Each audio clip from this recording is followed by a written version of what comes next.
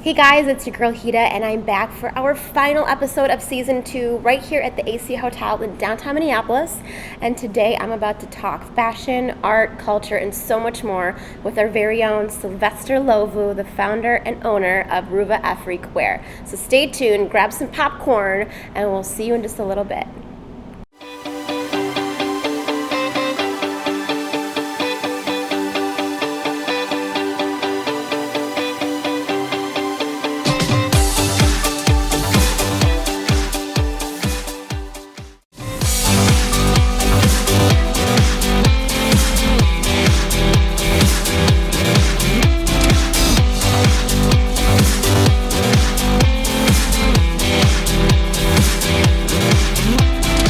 Hey guys, I am here with my new friend, not only because he is giving me this bomb blazer to wear today, but because of his multi-talents, Mr. Sylvester Ndhlovu of RuvaAfricWear, founder and creative director, owner. I mean, what don't you do? How are you? Good. Thank you for having me. Talk about your background. I mean, where did all of this come from? I was born and raised in Zimbabwe, which is a country in Southern Africa.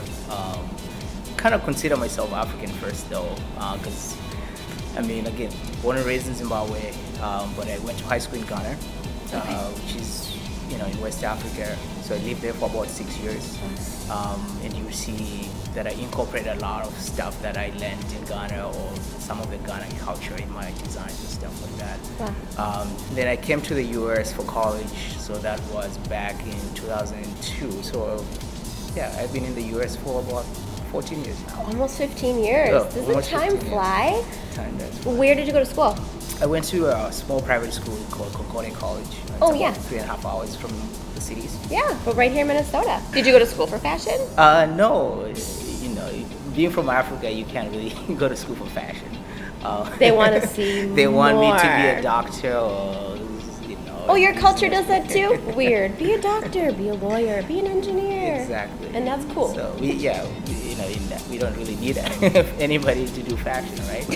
But So they don't need anyone to do yeah, fashion. no, I actually did economics and business, and then I have an MBA as well from North Dakota State University. Fashionable and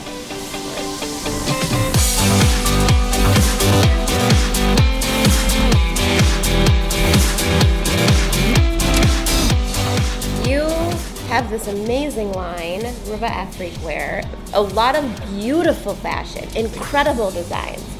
What inspired what you're doing with this? Talk about this and the meaning behind it. Yeah, RuvaAfricWear is basically, the name itself comes from combining 3 words. So Ruva means flower, which is again the name of my second daughter, and again combining Ruva, Africa, and wear. Okay. So the whole concept behind the brand is to create functional everyday clothing.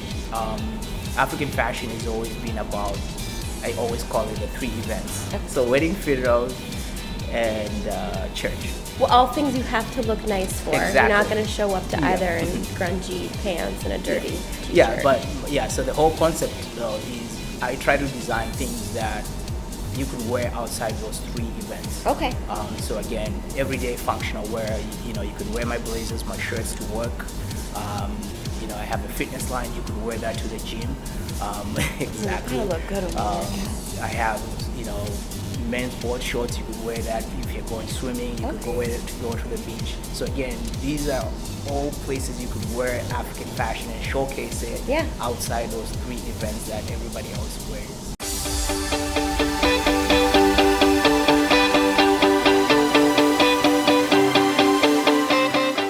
So you didn't go to school for fashion design, but I'm curious, do you sew? Do you create the patterns? Do you have someone that does it for you? I want to know how you even came up with the concepts that you're coming up with. Yeah, I'm mostly drawing. Are you really? Yeah. I wasn't expecting you to say that. No, I'm mostly drawing. The only thing I don't do is I don't really sew. I mean, I can, but drawing is probably where most of my ideas come from. Wow. And then just knowing what the finish, the end product should look like.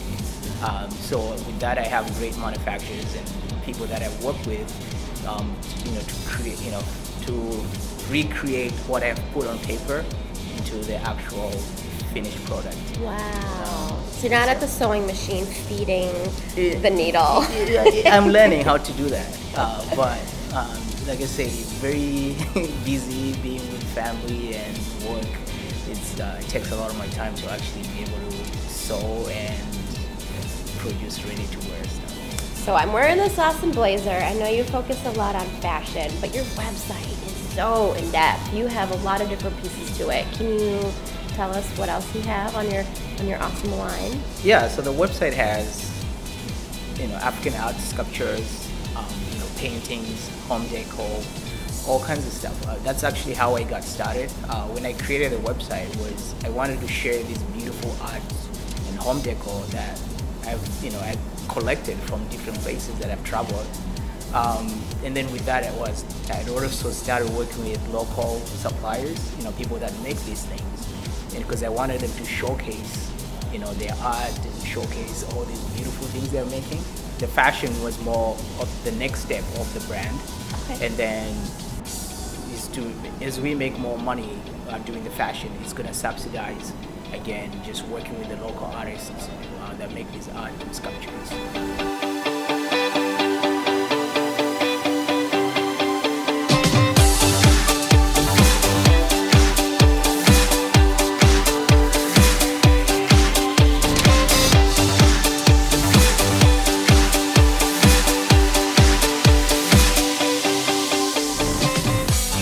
So your line has a lot of significance to it. Your website has a lot of different merchandise. But I know as you grow, you lean on community support, but also you want to give back to the community. You were talking about a charity aspect. Can you talk more about that? Yeah, definitely. Like I said, how I got started was selling these art and sculptures and stuff that I collected. So right now I still sell that, and I pay premium price for that because I respect the artists that I work with, and I want to be able to build sustainable communities. And also education is very, very important to me because I pretty much got where I am at because of education. So it's something that I would want to give, to all these communities. So as they can sell, they can showcase their work through my website. That will obviously allow them to send their kids to school or even send themselves to school. As my brand gets bigger, that's really an initiative that I want to do, is always kind of focus on African education. Wow. And some of my collection, I've actually started manufacturing that in Ghana. Some of it is Zimbabwe. So again, that's just a way to build self-reliant and sustainable communities. Oh my goodness, you guys, that's even more reason to support your local artists, because while you're leveraging the support from others to make your line thrive, you're giving back to people across the globe. Oh my gosh, that's so cool.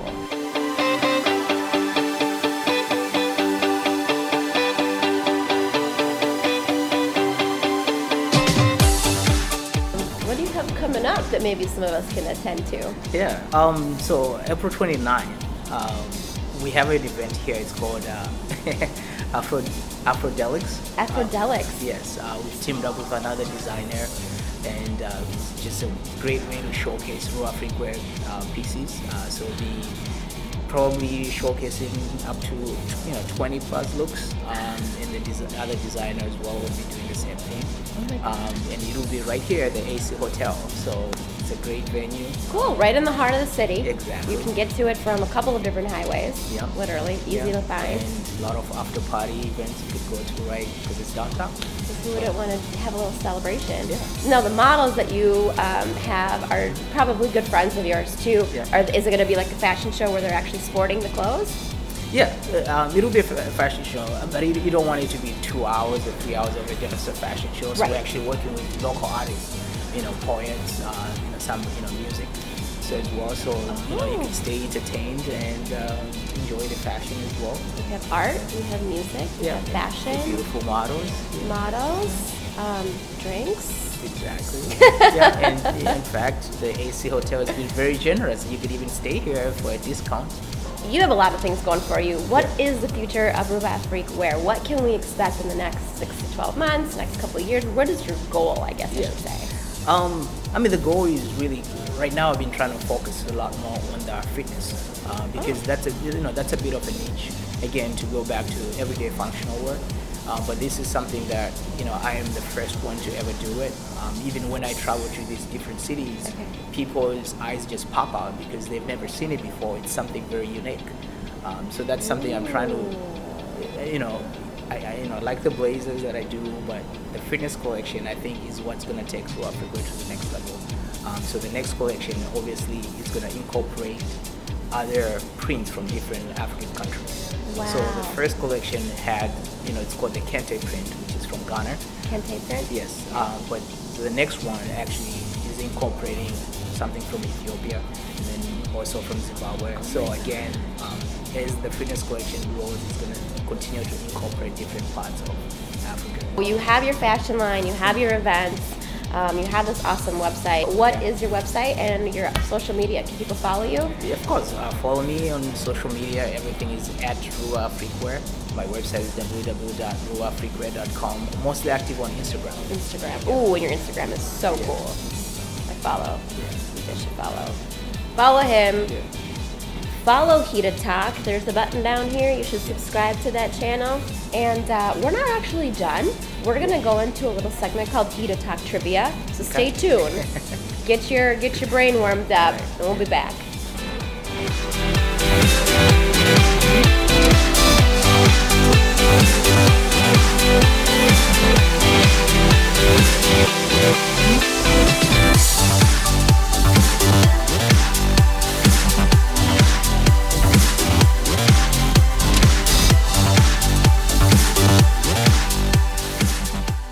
All right, I think I'm ready for this next segment. Are you ready for HitaTalk Trivia? I'm not sure I'm ready, but yeah. I'm probably going to stump you just as much as you stump me with some of the ways that I may or may not pronounce these. But I'm going to test your knowledge on the genre of fashion and art in Africa. All right. That's enough. I've given you too much. Okay. All right. So this culture is named from the village in Nigeria where pottery figures of this kind were first found. The name of the culture. Go on to more detail. So we're looking for the name of the culture. The name of this culture, the statuettes are mainly of human subjects. The characteristic sculpture of Africa forms the largest part of what is usually considered primitive art and as early as 500 BC. What is the name of this culture? Is it the Yoruba culture? One more guess. Fulani culture. Okay, third guess is the charm. Third time's the charm. Starts with an N. What am I doing? What is this when you're at the door? What do you do at the door? Knock. It's the knock culture. N-O-K. N-O-K? Knock. Yeah, named from a village in Nigeria where pottery figures were first found. So this famous artist incorporated African period in his career. The African period was about 3 years, from 1906 to 1909, so way before we were born. Yeah. But this artist painted a style that was strongly influenced by African sculpture. He made traditional African masks. Who is this artist? You stopped me again. He was a surrealism artist. His initials were PP. So immature. Yeah. Pablo Picasso. What do these celebrities have in common? Beyonce, Alicia Keys, Kim Kardashian, Solange Knowles, Rihanna. They have all flaunted this word into their style. Don't think too deep, just like very high level. Maybe like, what do you do? What do you create? African print? Yeah! Oh my goodness. African Ankara print is actually what Ankara print. That's right. Actually, I know Beyonce has won a few pieces. Actually, I know one of the designers. Are you serious? Yeah. Hold on. Are you telling me you know Beyonce? I don't know Beyonce, but I do know one of the designers. In this one of the pieces that she's worn before. All right, so now we're going to talk about the beautiful Ethiopians. I know that's a huge part of your life, and your wife is from Ethiopia? Yes. Okay, so this woman is a beautiful Ethiopian fashion designer. She owns the label Yefikir Design. Yeah. She creates modern pieces from traditional Ethiopian patterns and fabrics. And in 2011, this lady debuted her line in African Fashion Week in New York City. Yeah. Who is this lady? I know who she is, but I can't remember her name. Do you know what letter it starts with? Is it Y? No, but her design is. Her design is. Design, I guess, but I actually didn't even know what she looks like. I just can't remember. She's beautiful. Yeah. Fikirte? Yeah. Adis? Yes. Yep. Am I totally botching it? No, you're not. That's actually what I'm saying. Oh my goodness! Yeah, because some of her pieces actually sold in, I want to say, was it Nordstrom? Yeah. Oh my gosh, really? Yeah. So you know someone that designed a piece for Beyonce. You know this Ethiopian designer who's had her work at Nordstrom. Does this mean like you're gonna be in these really big mainstream outlets soon? Let's hope so. Let's hope so. All right, last question. Can you show me some African dance moves? Some African dance moves. Yeah, let's just bust it out. I think you have to get up there. Yeah, You're gonna put your leg in front, and then you're gonna go, and then yeah, it's pretty